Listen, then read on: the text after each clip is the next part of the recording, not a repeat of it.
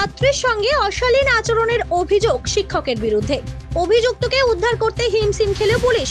জানা গেছে, পূর্ব বর্ধমানের ভাতারের একটি স্কুলে ষষ্ঠ শ্রেণীর এক ছাত্রীর সঙ্গে অশালীন আচরণের অভিযোগ উঠে স্কুলেরই এক শিক্ষকের বিরুদ্ধে।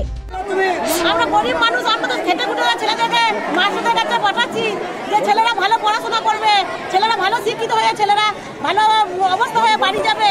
তার কথা মাস্টাররা যদি এরকম করে ছেলেদের পড়াতে পারবো না।